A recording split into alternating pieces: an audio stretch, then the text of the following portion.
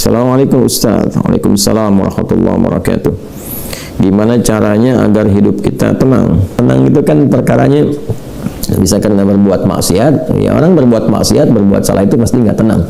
Atau karena, mohon maaf ya, terlalu banyak terbawa oleh urusan dunia sehingga kehidupannya dipaksa untuk mengerjakan berbagai aktivitas duniawi yang membuat dia merasa lebih sibuk, capek, lelah, sehingga tidak mendapatkan ketenangan yang dimaksudkan. Jadi kalau terlalu banyak ngejar dunia atau juga berbuat maksiat, maksiat dengan ngejar dunia itu berbeda. Ya, kalau maksiat itu sudah otomatis menyalahi ketentuan Allah. Nggak boleh mencuri, nggak boleh korupsi, nggak boleh berbohong. Makanya ketika melakukan, hatinya menolak. Karena di antara makna fitrah itu dan fungsinya adalah cenderung kepada kebaikan. Jadi ada fitrah dalam jiwa kita, di kolbu kita, itu disebut dengan fitrah takwa namanya. Ya, Quran surah 91 Asy-Syams ayat 7-10, wa nafsin wa ma sawwaha fa'alhamaha fujuraha wa taqwaha. Nah, jiwa takwa ini yang mendorong kita selalu pada kebaikan. Ya, kejujuran, kesabaran, kemuliaan, dan menolak keburukan-keburukan. Karena itu kalau ada seseorang itu berkata yang tidak benar, dia berdusta, hati kecilnya pasti menolak. Itu nggak benar, ya. Ada orang mau mencuri, misalnya kan, atau korupsi, misalnya, itu terpikir berbuat yang nggak bagus, hatinya pasti menolak. Ada gejolak dalam dirinya. Nah, itu yang membuat dirinya nggak tenang. Nah, yang kedua, bukan maksiat, tapi terlalu banyak mengejar dunia sehingga lupa dengan urusan akhirat, lupa dengan ibadah. Ya, dia bekerja formal, benar, dia nggak menyalahi aturan, dia nggak korupsi, tapi dia berangkat dari gelap, pulang gelap lagi, menempuh perjalanan, kerja lagi, kena kemacetan. Nah, itu potensial akumulasi ini menimbulkan kepenatan, kegelisahan, capek, lelah, sehingga muncul pencarian. Nah, itulah dunia. Walaupun saat dia mengerjakan itu, dia mengerjakan tidak dalam konteks bermaksiat, tapi karena terlampau lelah mengerjakan itu dan penat, rohnya kan menuntut.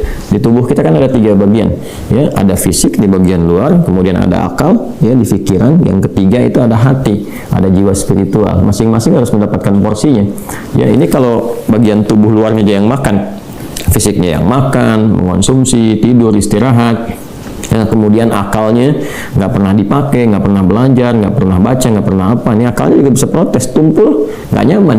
Ya, sebaliknya juga, kalau dia misalnya ya makan, minum, kerja, aktivitas, olahraga, akalnya dipakai, dia baca dan sebagainya, tapi rohnya nggak pernah diberikan porsinya. Dia nggak pernah ibadah, nggak pernah sholat, nggak pernah baca Quran dan sebagainya. Maka ini yang generator kehidupannya, ini sumber ketenangannya, maka tetap akan gelisah. Karena itu ditemukan betapa orang pintar, ya kan, kerja keras dan sebagainya, tapi ya rohnya nggak terisi, banyak yang bunuh diri. Ya, di Jepang terjadi, gitu kan? Atau bahkan setidaknya ada orang-orang kaya yang sudah hebat, pinter-pinter, ya di akhir hidupnya apa yang dia kerjakan? Ya cuma datang terapi, nanam kangkung, nanam cabai, gitu kan, datang ya untuk mencari ketenangan karena rohnya nggak terisi. Maka Islam, alhamdulillah, ya, agama yang sangat komplit, memberikan pencerahan sekaligus arahan dan pedoman dalam berkehidupan. Fisiknya dituntun, pikirannya juga dimotivasi untuk terus ditingkatkan, pintar sampai ke level yang tertinggi, dan rohnya diberikan porsinya untuk menunaikan ibadah sehingga mendapatkan asupan-asupan menu bagi rohnya. Makanya di kita kan ada sholat, ada puasa, gitu kan. Nah, kemudian ada baca Quran, itu untuk kebutuhan rohiyah kita, untuk memberikan ketenangan. Lalu fisik dipandu, bagaimana cara makan, bagaimana cara beraktivitas, dari mulai bangun tidur sampai tidur lagi kan diatur. Ya. Lalu pikiran turun ayat-ayat untuk menjadikan pikiran itu terlatih kuat, gitu kan, bahkan sampai ke level yang tinggi, jenius dan sebagainya. Turun ayat tentang Iqra, banyak baca, turun ayat tentang tadabbur, afala yang buruna ilal ibili kaifa khuliqat afala yatadabbaruna al-Quran, turun ayat tentang riset, inna fi khalqis samawati wal ardi wa ikhtilafil laili wan nahari la ayatil ulil albab, dan seterusnya. Itu supaya semua terstimulus. Nah, jadi kalau ingin tenang, bagaimana cara hidupnya tenang? Seimbangkan 3 bagian tadi.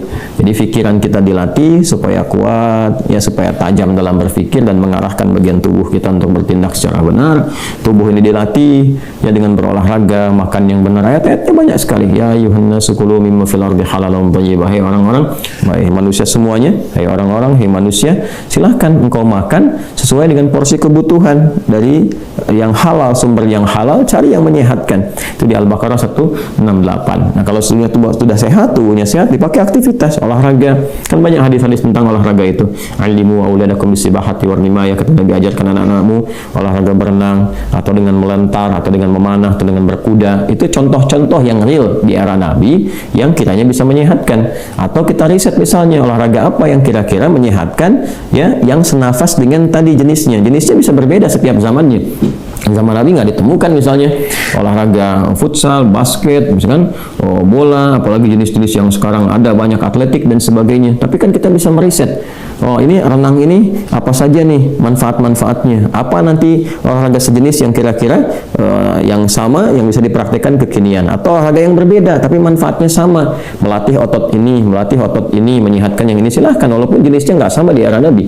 Era Nabi misalnya dengan memanah, era sekarang misalnya dengan olahraga menembak gitu kan, sah-sah saja silahkan, yang penting konsentrasinya sama walaupun dengan alat atau perangkat yang berbeda. Ya nanti kalau ingin dilatih lagi dengan panahan ya nggak ada masalah.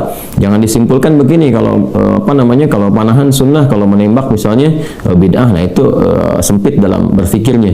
Ya, dan Nabi pun kan visioner. Di zaman Nabi mengatakan, ajarkan anak-anakmu berenang di mana? Di padang pasir. Ya kan tidak mudah mendapatkan tempat renang, ya kan? Nah, tapi kita tarik ke sekarang kan itu visi yang panjang. Kalau di riset, berenang ini adalah olahraga yang menyehatkan otot ini, otot itu, untuk cedera, untuk saraf kejepit, untuk macam-macam misalnya. Nah, itu sesuatu yang bisa kita riset, lalu kita bisa keluarkan jenis-jenis baru yang mengambil dari manfaat itu. Itulah riset.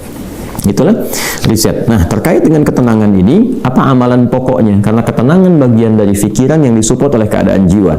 Jadi intinya di kolbu, ketenangan itu intinya di kolbu. Jadi kalau kolbunya nggak tenang, hatinya nggak nyaman, hatinya nggak tenang, itu kebawa ke pikiran. Makanya orang-orang kena penyakit hati sekalipun dia sehat tubuhnya, ya jenius otaknya, tapi kena penyakit hati. Dia kena penyakit iri. Ya iri kan iri hati. Saya belum pernah dengar iri akal, iri pikiran, ya, atau iri mata, ya iri kaki, iri tangan, nggak ada. Yang ada iri hati. Ya dengki misalnya, ria, itu penyakit hati semua. Makanya orang dengki, orang hasad itu pasti hidupnya nggak tenang. Ya, orang berilmu, tapi dia kena penyakit hati, iri kepada orang berilmu yang lain, itu nggak tenang hidupnya. Ya kan? Orang kaya, tapi dia dengki dengan kekayaan orang lain, itu gak akan tenang. Dia terus pikirin bagaimana melampaui orang itu, bagaimana supaya dia celaka dan sebagainya. Itu yang sangat berbahaya. Maka untuk menenangkan diri itu, amalan-amalannya tidak ada yang lain kecuali meningkatkan ibadah, meningkatkan amal soleh, meningkatkan ketaatan. Semua jenis amal soleh itu di Quran disebut dengan zikir. Dengan apa? Zikir. Salat misalnya namanya zikir di Quran. Disebutkan dengan zikir. Quran surah ke-20 Taha di ayat ke-14. Innani anallahu la ilaha illa ana fa'budni wa aqimis salata li dzikri. Saya adalah Allah, kata Allah, tidak ada Tuhan yang layak dipertuhankan dan disembah kecuali saya. Ya, kemudian kata Allah fa'budni, maka setelah engkau bertuhan kepada saya, kata Allah, sembahlah saya. Nah, ini kalimat yang paling jelas sekali, nggak ada ambigu, terang, menyebabkan kita memahami bahwa ini kebenaran risalah Islam dari aspek ketuhanan. Ya, silakan Anda komparasikan. Ya, saya sejauh ini saya mengkomparasikan, melihat, membandingkan, saya tidak menemukan kecuali di Islam yang di dalam kitab suci mengatakan langsung Tuhannya langsung, ya, yang berkata saya Allah, kata Allah itu kan, ya, tidak ada Tuhan selain saya. Itu tegas sekali. Ya, menyebutkan saya Allah, nggak ada Tuhan selain saya, sembah saya. Dan biasanya kalau ada kalimat atau informasi yang pede jelas disampaikan, itu menunjukkan kekuatan dan kebenaran. Karena Allah dengan sendirinya, dia kan meyakinkan ya kita semua dengan menegaskan sifatnya tegas, dan karena memang ketuhanan itu hanya dimiliki oleh Tuhan yang benar. Nah, karena Tuhan yang benar itu mengatakan sayalah Tuhan, dengan pede mengatakan sayalah Allah, ya nggak ada Tuhan selain saya. Nggak mungkin ada klaim demikian kecuali dari yang memang benar, yang memang pede mengatakan itu, ya karena benar, karena hak di situ. Ya, dan kemudian fa'bud, disembahlah saya. Ya, sembahlah saya. Dan kemudian dijelaskan menyembahnya bagaimana. Itulah indahnya dalam Islam. Tauhidnya diatur, ya, tentang Tuhannya. Dan kalau Anda misalnya gini, saya logikakan sederhana ya. Orang-orang kan kalau nggak pakar, nggak punya kemampuan atau nggak sesuai dengan kualifikasi, nggak mungkin mengatakan itu kan. Ya, ada orang mengatakan misalnya saya adalah pesilat, mana yang mau bertarung misalnya kan, atau beruji tanding dengan saya. Kalau dia bukan pesilat, nggak mungkin dia bisa mengatakan itu. Ternyata dia bukan pesilat misalnya kan, dia cuma pesilat lidah gitu kan, bukan pesilat tangguh, dan nggak mungkin dia mengatakan demikian. Ya, saya lah ahli kungfu misalnya kan, silahkan ada yang ingin tanding mengetes di kungfu. Kalau dia bukan ahli kungfu, nggak mungkin mengatakan demikian. Nah, ini Allah mengatakan dengan jelas, sayalah Allah, nggak ada Tuhan selain saya. Sembah saya. Nah, bisa nggak ditemukan misalnya dimanapun tuh, termasuk di kitab-kitab yang disucikan, temukan ada nggak Tuhan yang mengatakan sayalah Tuhan, ya kan? Disebut namanya sembah saya, kalimat itu ditemukan, ya, di Quran jelas. Kemudian fa'bud, disembah saya, wa aqimis shalah, dan tunaikan salat. Cara menyembah saya itu dengan menunaikan salat, dan diatur. Ini indahnya dalam Islam tuh. Ya. Kemudian ditegaskan saya Allah, saya Tuhan. Kemudian nggak ada Tuhan selain saya, kata Allah. kemudian sembah saya. Cara menyembahnya pun diatur, namanya sholat, cara mengerjakannya begini. Ya, lalu ditunjuk, diutuslah Nabi Muhammad SAW untuk mengajarkan dari awal sampai akhir, dari gerakan sampai bacaan, dari mulai hukumnya diajarkan, ya, dari cara menghadap ke arah mana, kemudian bagaimana caranya, ya, dari mulai berwudunya bahkan sampai dengan selesainya. Ya, ini menunjukkan bahwa risalah agama ini benar. Nggak mungkin kan diada-adakan demikian. Gimana cara bisa merekayasa seperti itu terjadi? Nggak mungkin. Ya, ini dari awal sampai akhir dan nggak ada kreativitas di situ. Nggak ada kreativitas dan semua sama. Ya, orang Arab demikian, yang bukan Arab demikian. Ya, jadi nggak ada ceritanya misalnya di Arab pakai bahasa Arab, di Indonesia pakai bahasa Indonesia. Ya, di Indonesia, di Sumatera pakai bahasa Sumatera misalnya, di Jawa pakai bahasa Jawa. Tidak. Ya, Quran mau dimanapun pakai bahasa Arab, sholat dengan cara yang sama, menghadap tempat yang sama. Tapi terkait dengan pertanyaan ini, teruskan ayatnya, wa aqimis sholata lidzikri, tunaikan sholat kepadaku, kan, sebagai zikir. Jadi sholat itu disebut dengan zikir. Berdoa juga zikir, ya, doa juga zikir. Quran surah ke-7 ayat 205, wadhkur rabbaka fi nafsika tadarruan wa khifatan wa dunal jahri minal qaul, dan berzikirlah, berdoalah maksudnya. Zikir ini doa. Ya, berdoalah, mohon dengan sepenuh jiwamu, dengan ketenangan, dengan mintakan kepada Allah dengan penuh ketenangan. Dan mohon dengan kekhusyuan, mohon dengan penuh harap supaya dikabulkan. Nah, silakan cek, bukankah saat berdoa itu ada ketenangan? Anda punya masalah, alih-alih Anda curhat di media sosial, gitu kan? Nah, kemudian Anda arahkan untuk berdoa dengan cara yang benar, Anda ke kiblat, wudu, minta dengan khusyuk. Bukankah saat berdoa tenang? Ya kan? Bukankah saat sholat itu Anda lebih tenang? Ya kan? Bukankah saat Anda baca Quran lebih tenang? Nah, baca Quran itu disebut dengan zikir karena Qurannya disebut zikir. Quran surah ke-15 ayat 9, inna nahnu nazzalna dzikra wa inna lahu lahafidun. Kami telah turunkan Al-Quran sebagai zikir. Nah, Anda itu kalau baca Quran kan lebih tenang. Apalagi kadang terjadi begini, sedang punya masalah, terus kita buka mushaf random, acak tuh dibuka begini, tiba-tiba ayatnya sesuai dengan masalah kita gitu. Nah, baru baca aja udah tenang keadaan jiwanya. Ya, udah menyebut nama Allah, baru bismillahirrahmanirrahim, sudah tenang. Ya, Quran surah ke-8 ayat kedua, innamal mu'minuna alladzina idza dzukirallahu wajilat qulubuhum wa idza tuliyat 'alaihim ayatuhu zadatuhum imanan wa 'ala rabbihim yatawakkalun. Jadi orang beriman itu kalau disebutkan nama Allah ada getaran konfirmasi di jiwanya, dan kalau dibacakan kepada ayat-ayat Allah bertambah keimanan. Iman itu kan sumber ketenangan. Ya, makanya iman itu berasal dari kata al-aman, ulaika lahumul amnu, kan? Ya, alladzina amanu wa lam yalbisu imanahum bidzulmin, ya ulaika lahumul amnu, orang-orang yang beriman itu kata Al-Qur'an, dan kalau imannya benar maka akan mendapatkan ketenangan dalam jiwanya. Nah, ini kalau dibacakan Quran ada ketenangan dalam diri kita. Kita dengar orang lain baca Quran aja udah tenang, apalagi kita baca sendiri, kan? Apalagi misalnya zikir, ya, zikir. Pasca salat kita berzikir, kan? Amalannya disebut zikir, itu bikin kita tenang. Subhanallah, alhamdulillah, Allahumma antas salam, istighfar. Quran surah ke-4 An-Nisa ayat 103. Fa idza qadaytumus salata fadhkurullaha qiyaman wa qu'udan wa 'ala junubikum. Kalau Anda telah tuntas mengerjakan salat maka berzikirlah. Ya, subhanallah, alhamdulillah, Allahu akbar, Allahumma antas salam. Ya, dari astagfirullah dulu awalnya, kan? Nah, itu membuat diri kita lebih tenang, lebih nyaman.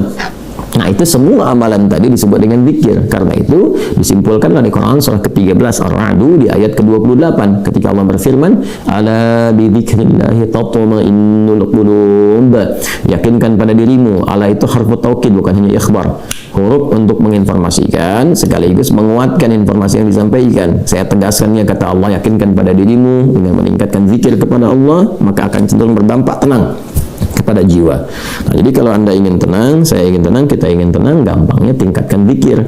Zikir itu bentuknya ibadah, baik dengan ibadah fisik seperti sholat, baca Al-Quran, atau ibadah harta dengan bersedekah misalnya, ya, zakat itu kewajiban, infak itu tambahkan. Kalau ingin tenang, cobalah pagi-pagi cari orang-orang yang berhak mendapatkan itu sesuai dengan kualifikasi yang disampaikan Al-Quran dan hadis, jalan, temui, bersedekah, nggak usah banyak dipamerkan, ya, macam-macam bersedekah, sampaikan dengan tulus. Nanti Anda akan mendengar orang itu berkata, terima kasih Pak, semoga Bapak disehatkan, keluarga juga dilancarkan rezekinya, dijaga oleh Allah kemuliaannya. Oh, itu mahal sekali.